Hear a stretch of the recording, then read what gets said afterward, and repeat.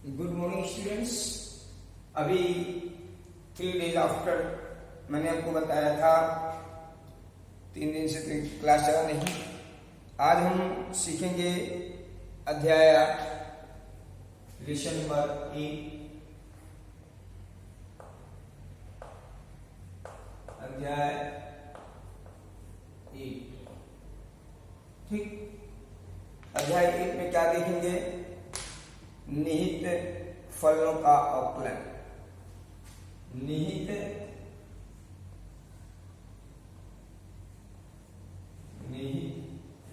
फलनों का अवकलन। निहित फलनों का अवकलन। ठीक है, निहित फलनों का अवकलन। अब निहित फलनों का अवकलन करने के लिए आपने इसके पहले जब सीमा और सत्यता पढ़ रहे थे फर्स्ट ईयर में, तो वहां अवकलन का कुछ रूल आपको बताया गया था। उन्हीं का हम यहाँ पढ़ने की कोशिश करेंगे। तो निहित फलनों का अवकलन में पहला टॉपिक क्या है? फलन का अवकल गुणांक। फलन का अवकल गुणांक।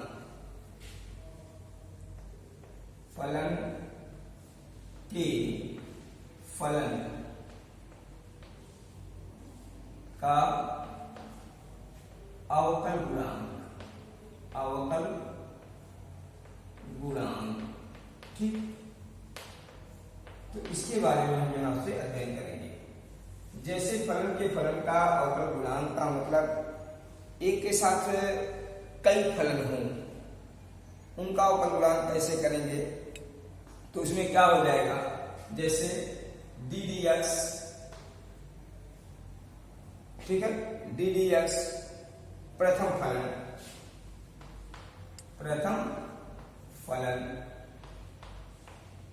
अब इसमें थोड़ा सा बताएंगे, एग्जाम्पल के माध्यम से आपको कंफर्म कर देंगे। अब इसमें क्या हो जाएगा? जैसे डी डी, ठीक है, प्रथम फलन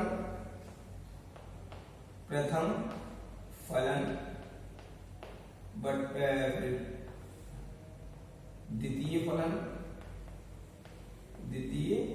फलन इंटू, फिर क्या हो जाएगा कि डी डी द्वितीय फलन बटे डी तृतीय फलन। और ये क्रिया ऐसे चलती रहेगी, यानी डी डी एक्स और अंतिम फलन। ठीक है, डी डी एक्स और अंतिम फलन। कहने का तात्पर्य है कि जैसे अगर मान लीजिए y इक्वल कोई दे रहा है, y इक्वल कह रहे हैं कि sine x cube plus 2x plus 3, अगर ऐसे दिया गया है तो जिसका अवकलन जो हम करेंगे, जैसे मान लीजिए x के सापेक्ष, तो dy y क्या हो गया? dx हो गया। अब यहाँ D d x sine x cube plus 2x plus 3 हो गया। अगर यहाँ सिर्फ x होता तो हम तो इसका मान रख सकते थे, जैसा कि आपको बताया गया। अब इसको करने के लिए क्या होता है कि डी डी टी, इतने को हमने टी मान लिया, साइन टी इंटू, फिर क्या हो जाएगा? डी डी एक्स और टी का मान रख देंगे x cube plus 2x plus 3। ठीक, तो ये होता है निहित फलनों का, यानी फलनों के फलन का अवकल गुणांक। ठीक है ना। अब दूसरी चीज, कुछ फार्मूला है, उसको आप देख लेंगे। हम एक तरफ से लिख रहे हैं इस फार्मूले को, और उसको आप याद करेंगे, उसी के अनुसार जो है क्वेश्चन सॉल्व होता है। ठीक है ना। तो जैसे पहला, अगर मान लीजिए आप हम देते हैं, जैसे फर्स्ट ये है कि अगर दिया गया है d d x x power n, तो इसका आपने पढ़ा होगा आई थिंक फर्स्ट स्टेप में क्या होता है n into x power n minus 1। ठीक, पढ़ा है। इसी में अगर दिया गया है डी डी एक्स ए पावर एक्स, दूसरा डी डी एक्स ए पावर अगर एक्स दिया गया है तो इसका क्या हो जाएगा कि ए एक्स और log ई बेस ए।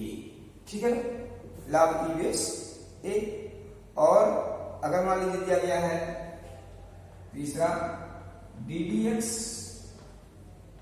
लॉग एक्स, क्या है लॉग एक्स, तो इसका क्या हो जाएगा कि अगर लॉग ए एक्स जैसे मान लीजिए दिया जाए कि डी डी एक्स लॉग ए बेस एक्स, ए बेस एक्स, अगर यहाँ ए बेस कर दिया जाए तो हो जाएगा 1/x लॉग ई बेस ए।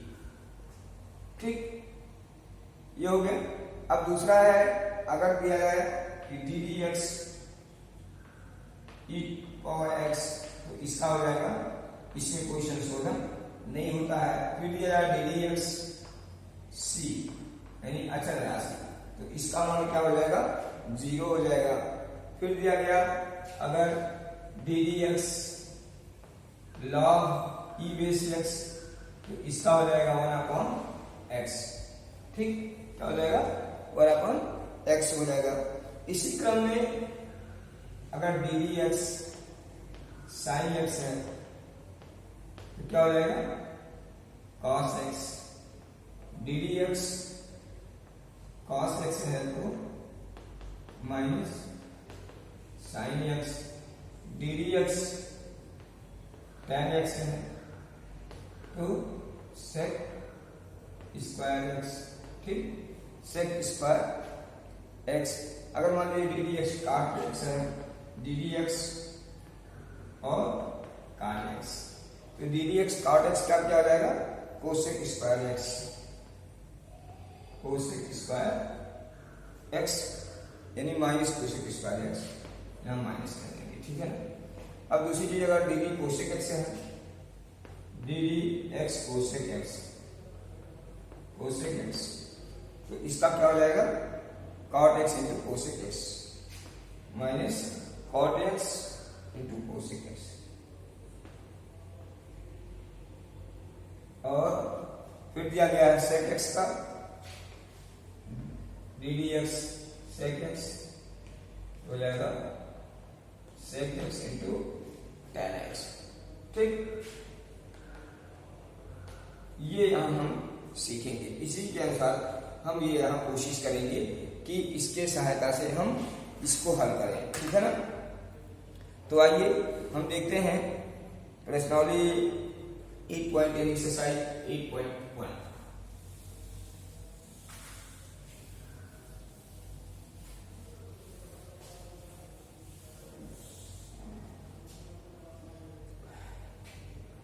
एक्सरसाइज 8.1।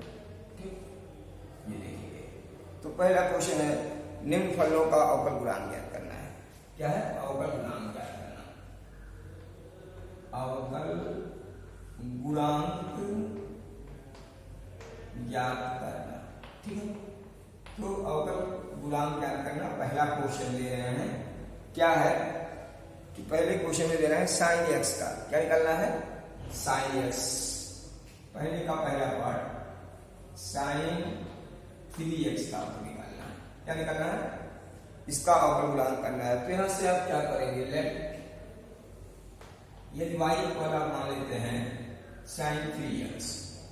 ठीक, अब x के सापेक्ष अवकल गुणांक, x के सापेक्ष अवकलन करने पर तो जब करेंगे तो जाएगा dy by dx equal d d x sine 3x। ठीक, अब यहां से क्या है कि यहाँ t मान लीजिए 3x equal t, 3x equal t, तो डी डी एक्स, और यहां से क्या हो जाएगा कि sine d d t, sine t, अब into d t by d x, d t by d x. अब देखिए डी टी करेगा फिर भी वही लिखा है, तो यहां से क्या हो जाएगा कि d t t sine t into d d x 3x, ठीक।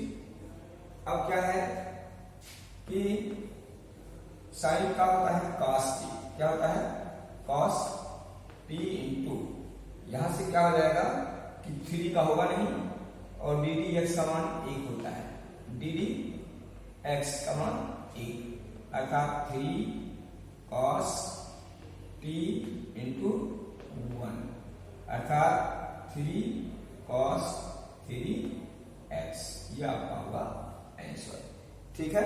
तो इसको आप जब चेक करेंगे तो आपका ये रिजल्ट आपकी समझ से, ठीक है ना, होगा, ठीक।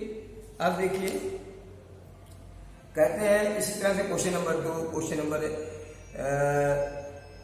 3, 4, चलिए क्वेश्चन नंबर 4 हम बता देते हैं आपको। Question number 4,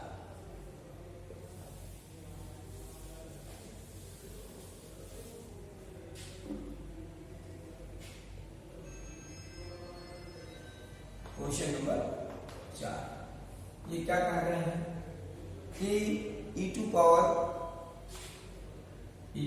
log a base x, ठीक।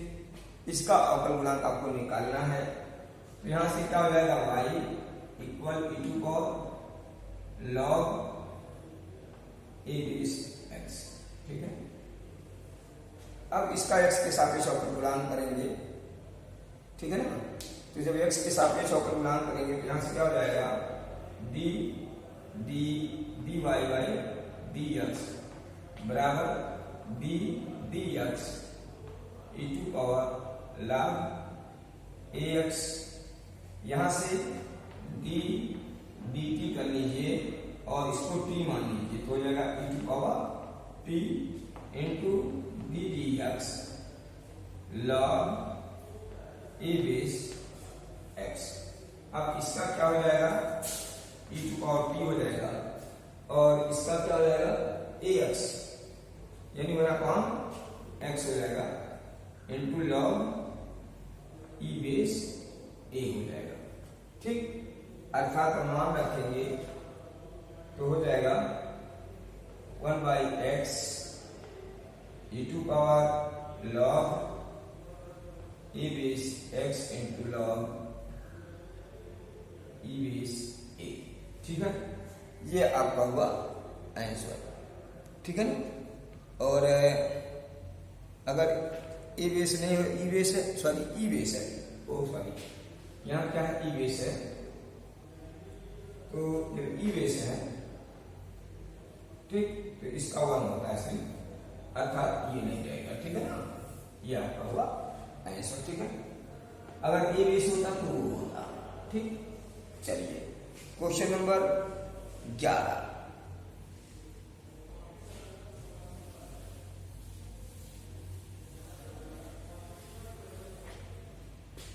Question number 11, question number 11, question number 11 कह रहे हैं क्या कि पहला क्वेश्चन है 11 का, अंडर रूट साइन एक्स का अवकल गुणांक निकालना है। फिर वही काम, y इक्वल क्या होगा अंडर रूट साइन एक्स, तो अब dy बाई dx इक्वल यहां से under d d x d d x sine x, इसको क्या करेंगे डी डी टी और under root t into d d x sine x. अब ये टी पे खाते 2 हो जाएगा डी डी टी, और यहाँ हो जाएगा cos x, क्या हो गया cos x। अब इसका जब करेंगे तो आपने देखा है कि d d x whole power का होता है, इसका गुना हो जाता है n, और x के खाते n माइनस 1 एक घात हटा दी जाती है। ऐसे यहाँ करेंगे तो 1/2 और t पे क्या हो जाएगा 1/2 माइनस 1 और cos x। अब देखिए तो जब इसको करेंगे यहां से 1/2 और t पे क्या हो जाएगा t पे घाते -1/2 इंटू cos x, अर्थात 1/2 और अंडर रूट t नीचे हो जाएगा और cos x अर्थात cos x बटे 2 अंडर रूट t का मान sin x, ये आपका हुआ आंसर। ठीक है ना, तो इस तरह से हम ये कोशिश करते हैं। ठीक है ना। अब नेक्स्ट क्वेश्चन जो है कौन सा क्वेश्चन बता दें आपको। अब देखिए क्वेश्चन नंबर, चलिए क्वेश्चन नंबर हम आपको 13 बता दे रहे हैं, क्वेश्चन नंबर 13। ठीक है ना, क्वेश्चन नंबर 13।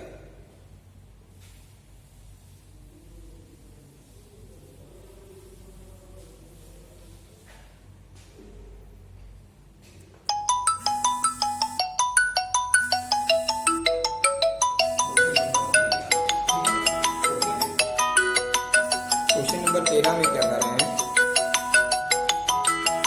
क्वेश्चन नंबर 13 में क्वेश्चन नंबर 13 का रहे हैं क्या कि यदि जैसे मान लीजिए जाए कि दिया गया log 10x का बताएं, किसका बता दें, तो चलिए 10x बता दें। कहा रहे log